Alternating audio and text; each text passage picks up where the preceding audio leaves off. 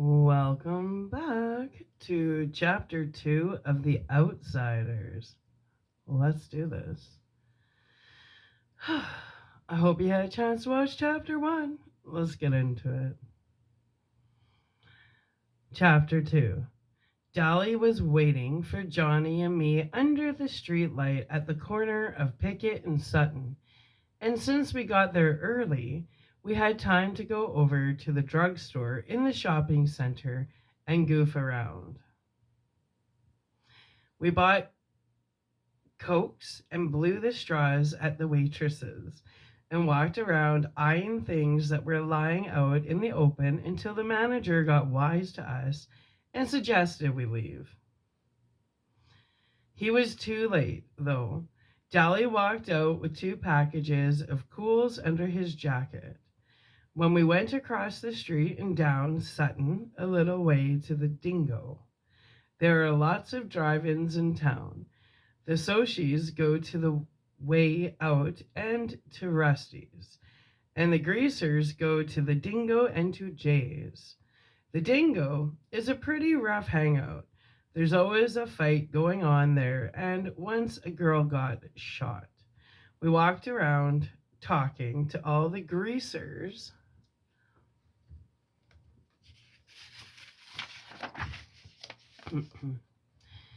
and hoods we knew, leaning in car windows or hopping into the back seats and getting in on who was running away and who was in jail and who was going with who and who could whip who and who stole what and when and why. We knew about everybody there. There was a pretty good fight while we were there between a big 23-year-old greaser and a Mexican hitchhiker. We left when the switchblades came out because the cops will be coming soon and nobody in his right mind wants to be around when the fuzz shows. We crossed Sutton and cut around behind Spencer's Special, the discount house, and chased 2 junior high kids across a field for a few moments.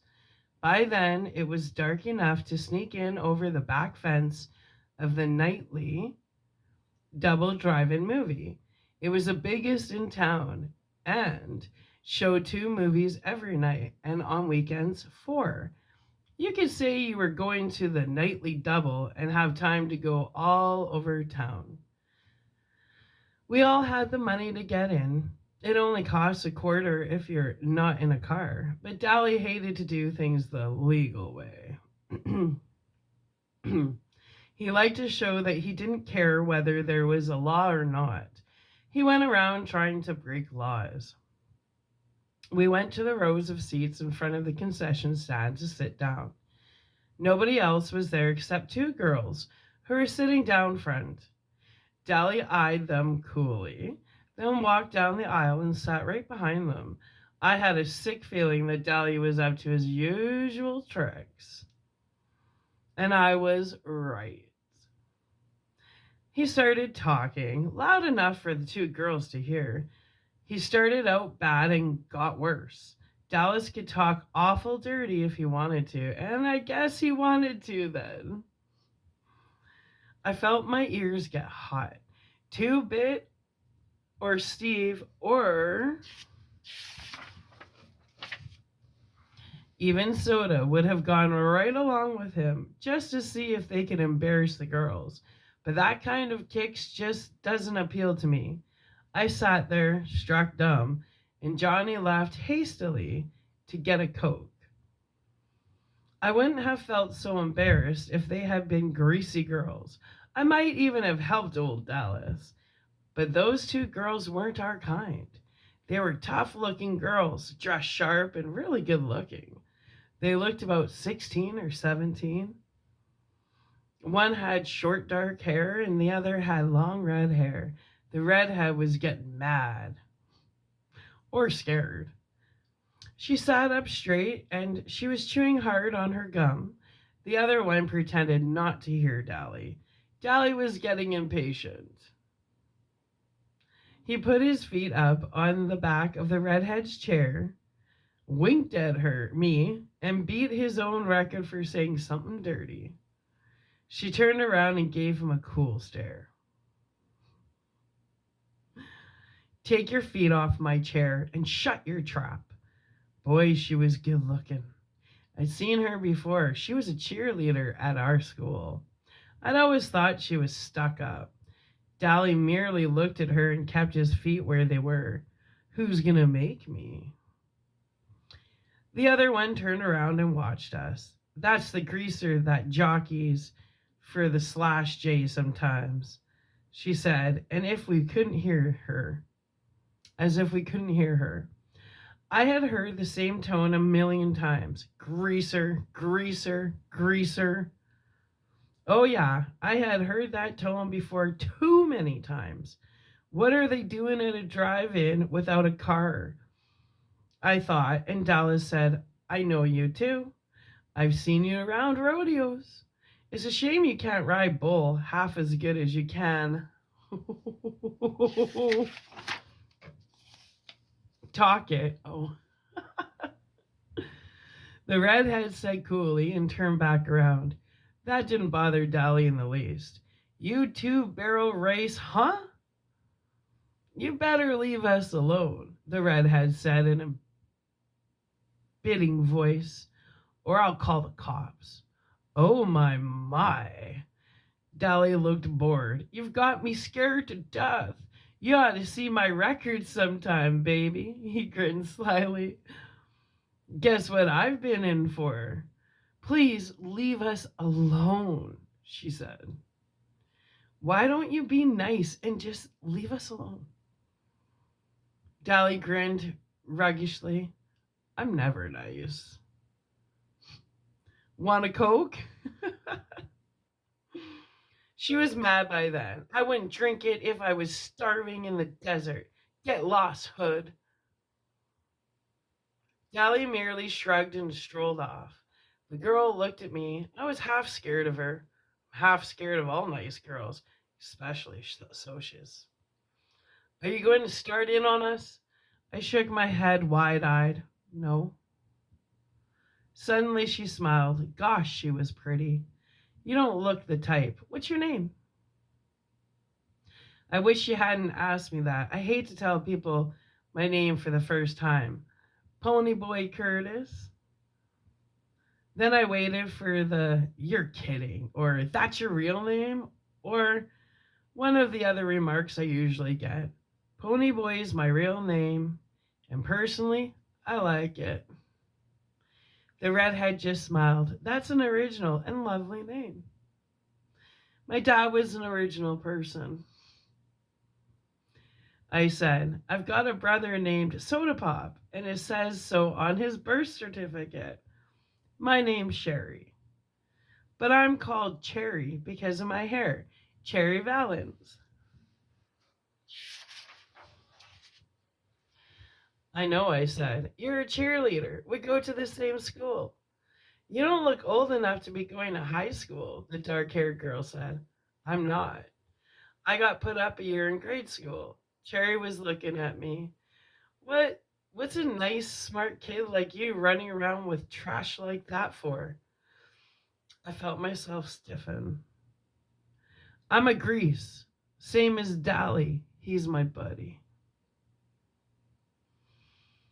I'm sorry, Ponyboy, she said softly. Then she said briskly, your brother Soda Pop, does he work at a gasoline station? DX, I think. Yeah.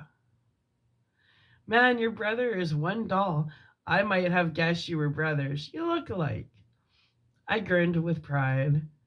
I don't think I look one bit like Soda, but it's not every day I hear socias tell me they think my brother is a doll. Didn't he used to ride in rodeos? Saddle bronc. Yeah, Dad made him quit after he tore a ligament, though. We still hang around rodeos a lot. I've seen you two barrel race. You're good. Thanks, Cherry said. And the other girl, who was named Marcia, said, how come we don't see your brother at school? He's not any older than 16 or 17, is he? I winced and sighed. I've told you I can't stand it that Soda dropped out. He's a dropout, I said roughly. Dropout? Made me think of some poor dumb looking hoodlum wandering the streets, breaking out streetlights. It didn't fit my happy go lucky brother at all. It fitted Dolly perfectly, but you could hardly say it about Soda.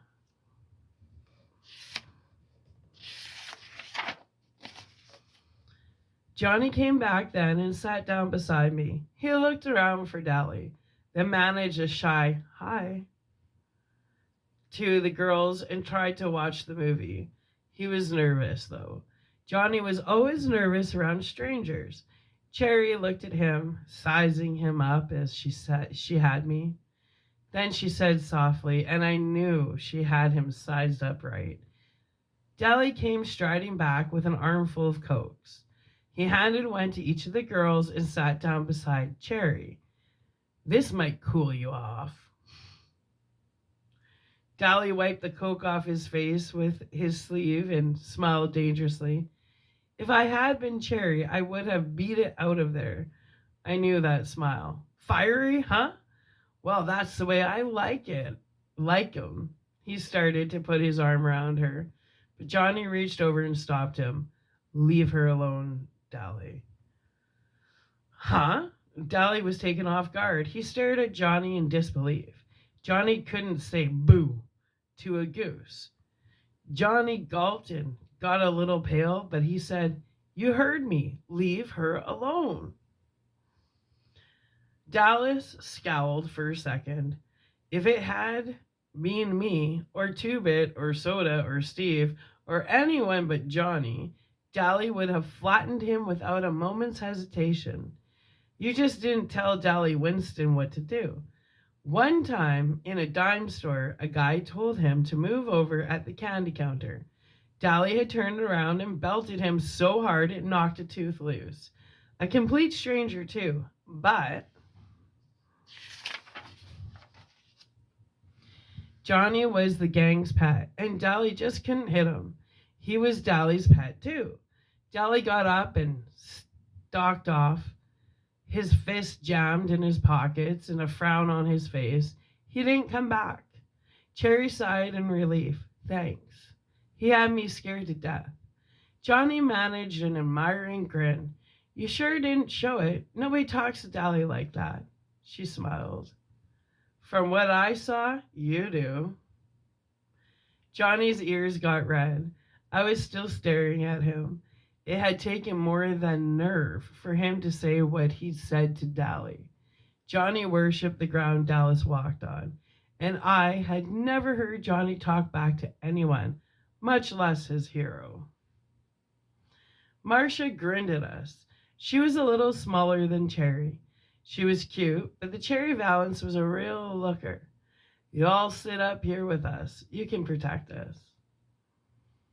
Johnny and I looked at each other. He grinned suddenly, raising his eyebrows so that they disappeared under his bangs. Will we ever have something to tell the boys? His eyes said plainly. We had picked up 2 girls, and classy ones at that. Not any greasy broads for us, but real Sochies. Soda would flip when I told him. Okay, I said nonchalantly. Might as well. I sat between them, and Johnny sat next to Cherry. How old are y'all? Marcia asked. 14, I said. 16, said Johnny. That's funny, Marcia said. I thought you were both 16, Cherry finished for her. I was grateful. Johnny looked 14, and he knew.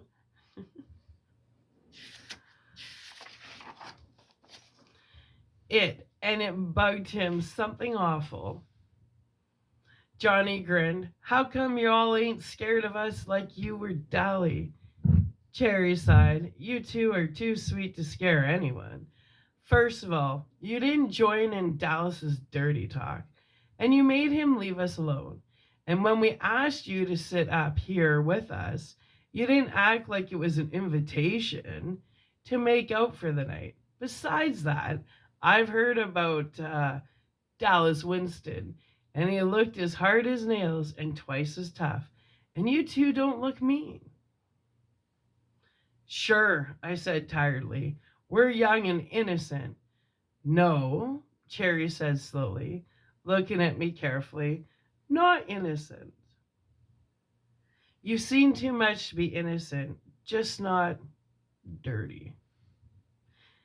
Dally's okay, Johnny said defensively, and I nodded. You take up for your buddies, no matter what they do.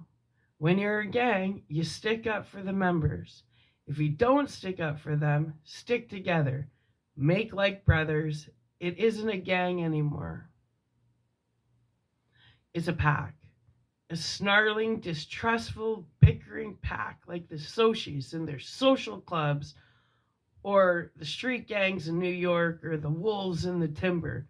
He's tough, but he's a cool old guy.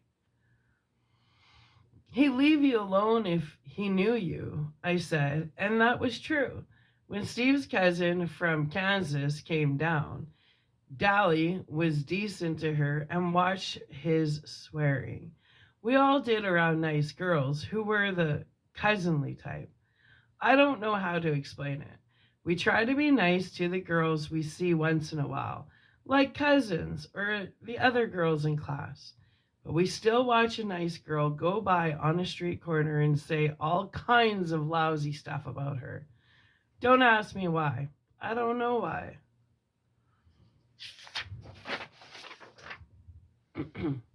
Well, Marcia said with finality, I'm glad he doesn't know us.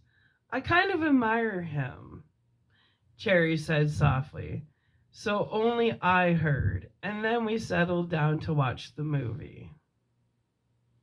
Oh, yeah? We found out why they were without a car. They come with their boyfriends, but walked out on them when they found out the boys had brought some booze along. The boys had gotten angry and left. I don't care if they did. Cherry sounded annoyed. It's not my idea of a good time to sit in a drive-in and watch people get drunk. Right? Ugh, how annoying. You could tell by the way she said it that her idea of being a good time was probably high class and probably expensive. They'd decided to stay and see the movie anyway.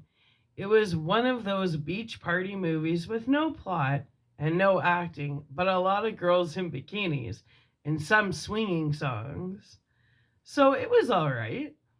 We were all four sitting there in silence when suddenly a strong hand came down on Johnny's shoulder and another on mine, and a deep voice said, Okay, greasers, you've had it. I almost jumped out of my skin. It was like having someone leap out from behind a door and yell, Boo! At you. I looked fearfully over my shoulder, and there was Two Bit, grinning like a chessy cat.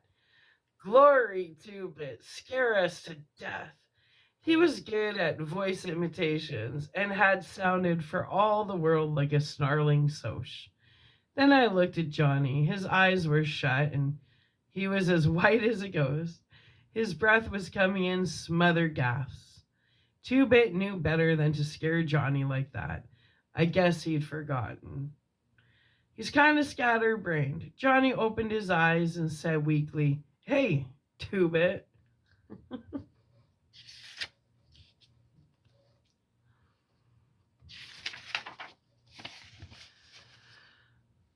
Two Bit messed up his hair. Sorry, kid, he said. I forgot. He climbed over the chair and plopped down beside Marcia. Who's this? Your great aunts? Great grandmothers twice removed, Cherry said smoothly. I couldn't tell if Two Bit was drunk or not. It's kind of hard to tell with him. He acts boozed up sometimes, even when he's sober. He cocked one eyebrow up and the other down, which he always does when something puzzles him or bothers him or when he feels like saying something smart. Shoot, you're 96 if you're a day. I'm a knight, Marcia said brightly. Two Bit stared at her admirably. Brother, you're a sharp one. Where'd you two ever get to be picked up by a couple of greasy hoods like Pony and Johnny? We really picked them up, Marcia said. We're really Arabian slave traders, and we're thinking about uh, shanging them. There were 10 camels apiece, at least. 5, Two-Bit disagreed. They don't talk Arabian, I don't think.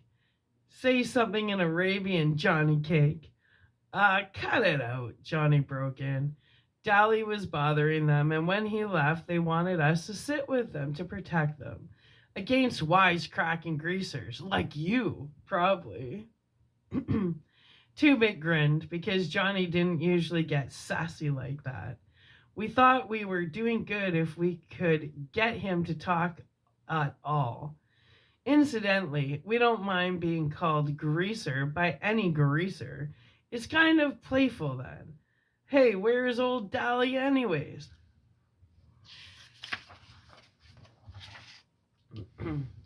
He went hunting some action. Booze or dames or a fight. I hope he don't get jailed again. He just got out. He'll probably find the fight, Two-Bit stated cheerfully. That's why I came over. Mr. Timothy Shepard and company are looking for whoever so kindly slashed their car's tires. And since Mr. Curly Shepard spotted Dallas doing it, well, does Dolly have a blade? No, not that I know of, I said. I think he's got a piece of pipe, but he busted his blade this morning. Good. Tim will fight fair if Dolly don't pull a blade on him. Dolly shouldn't have any trouble. Cherry and Marcia were staring at us. You don't believe in playing rough or anything, do you? A fair fight isn't rough. Two-Bit said, blades are rough. So are chains and heaters and pool sticks and rumbles. Skin fighting isn't rough. It blows off steam better than anything. There's nothing wrong with throwing a few punches. Soshis are rough. It blows off steam better than anything. They gang up on one or two, or they rumble each other with their social clubs. Us greasers usually stick together, but when we do fight among ourselves, it's a fair fight between two. And Dolly deserves whatever he gets, 'cause slash tires ain't no joke when you've got to work to pay for them. He got spotted too, and that was his fault.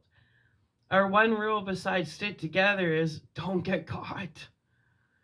He might get beat up, he might not. Either way, there's not going to be any blood feud between our outfit and Shepard's.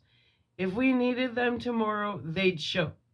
If Tim beats Dolly's head in, and then tomorrow asks us for help in a rumble, we'll show.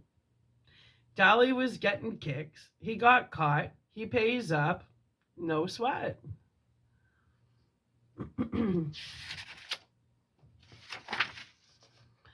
Yeah, boy, Cherry said sarcastically. Real simple.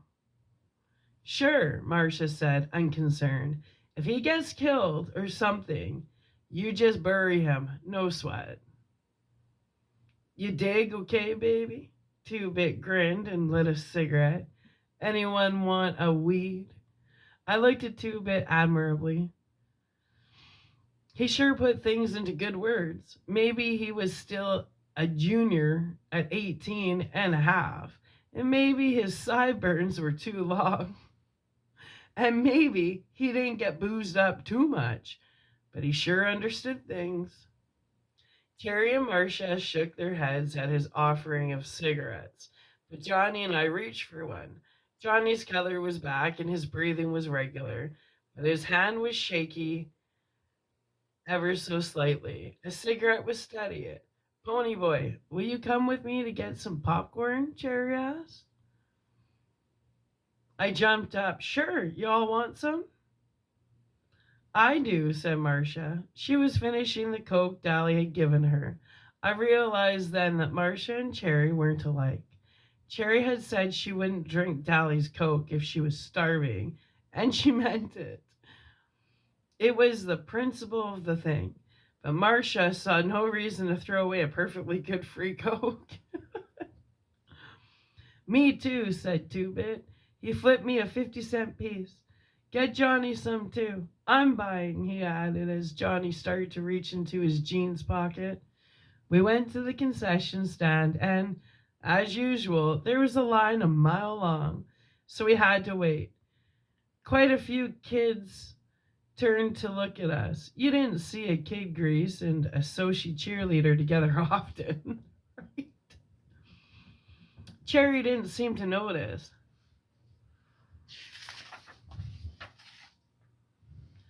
Your friend, the one with the sideburns? He's okay. He ain't dangerous like Dallas, if that's what you mean. He's okay. She smiled and her eyes showed that her mind was on something else. Johnny, he's been hurt bad some time, hasn't he? It was more of a statement than a question, hurt and scared. It was the Sochis, I said nervously, because there were plenty of Sochis milling around and some of them were giving me funny looks, as if I shouldn't be with Cherry or something. And I don't like to talk about it either. Johnny getting beat up, I mean. But I started in, talking a little faster than I usually do, because I don't like to think about it either. It was almost 4 months ago. I'd walked down to the DX station to get a bottle of pop and to see Steve and Soda, because they'll always buy me a couple of bottles and let me help work on their cars. I don't like to go on weekends because then there is usually a bunch of girls down there flirting with Soda, all kinds of girls, Sochis too. I don't care too much for girls yet. Soda says I'll grow out of it. He did. It was a warmish spring day with the sun shining bright, but it was getting chilly and dark by the time we started for home. We were walking because we had left Steve's car at the station. At the corner of our block, there's a wide open field where we play football and hang out, and it's often a site for rumbles and fist fights. We were passing it, kicking rocks down the street, and finishing our last bottle of Pepsi when Steve noticed something lying on the ground. He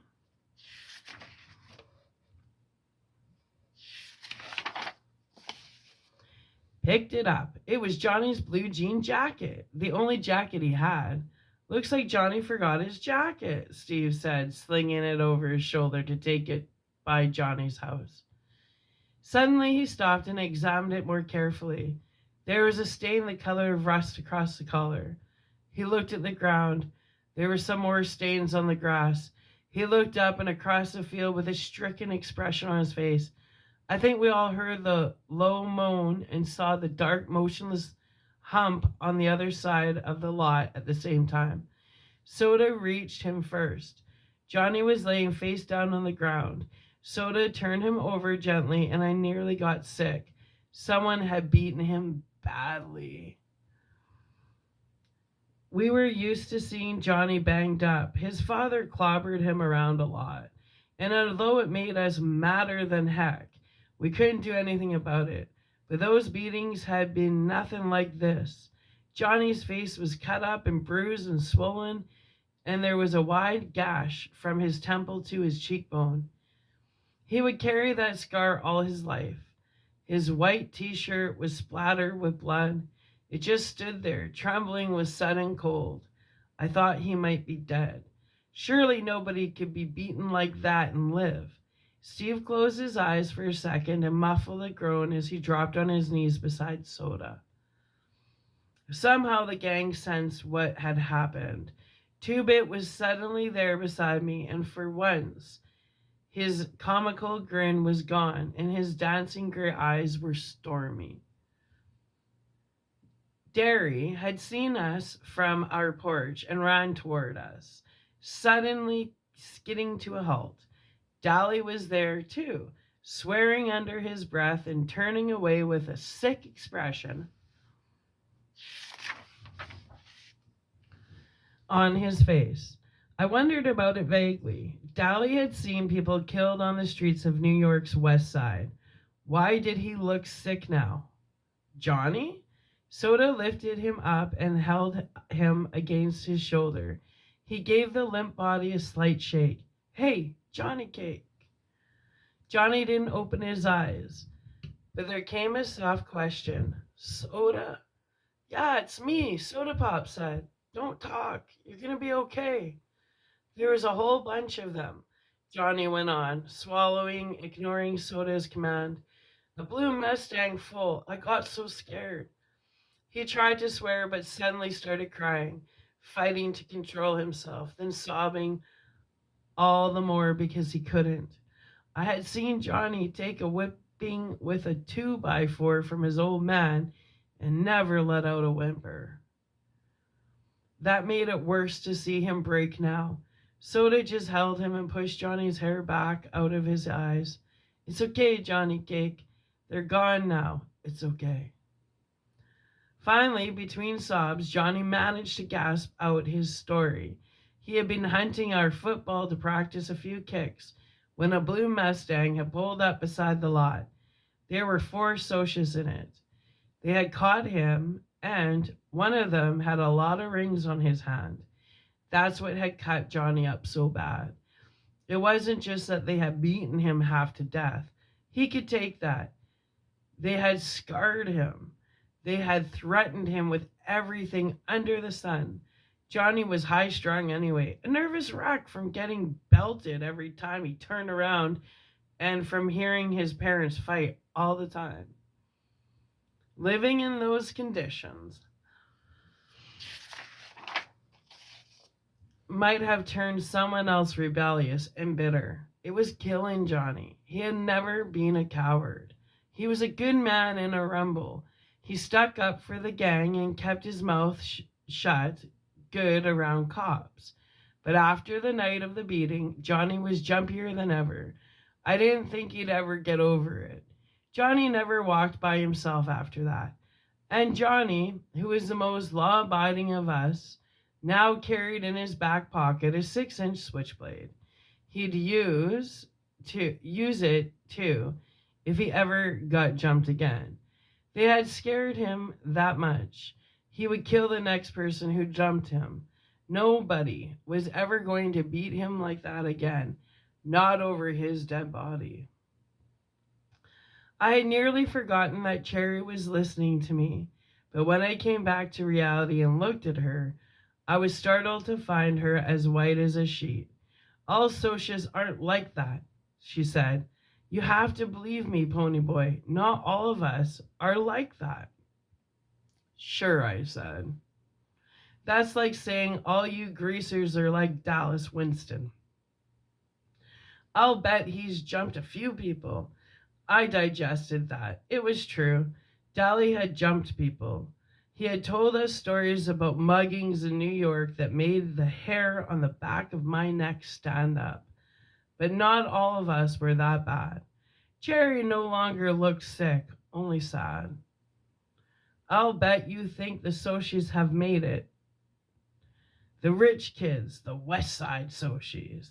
I'll tell you something, Ponyboy, and it may come as a surprise.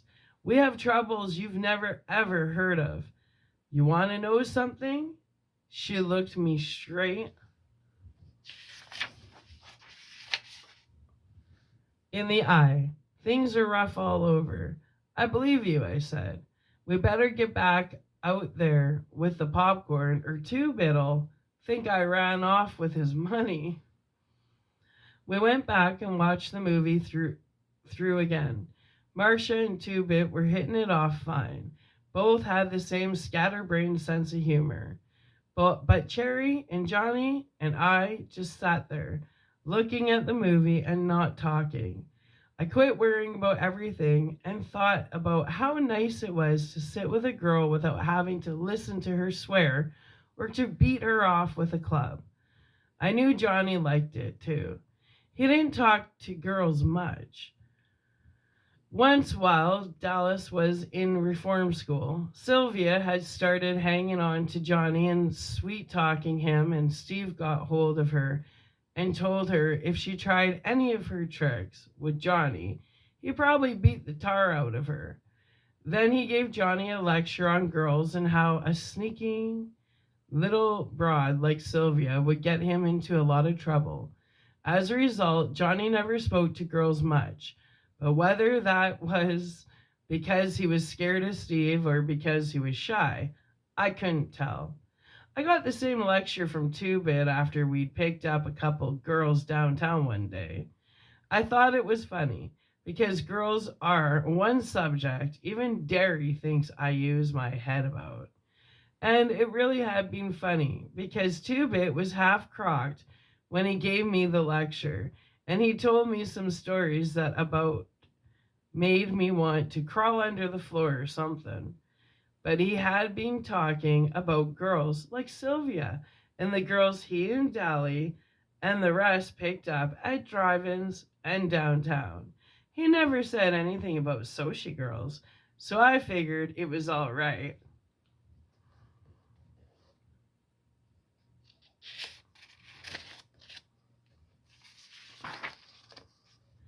To be sitting there with them, even if they did have their own troubles. I really couldn't see what Sochies would have to sweat about. Good grades, good cars, good girls, Mad- Madras and Mustangs and Carvars. Man, I thought, if I had worries like that, I'd consider myself lucky.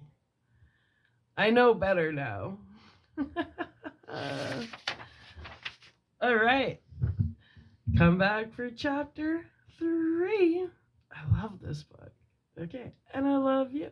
So I'm going to upload this and we're going to, it's going to be all nighter, baby. Because I'm just beginning. It's like 2 in the morning and I love this story. So I love you. Come back for round 3. Yeah. Bye.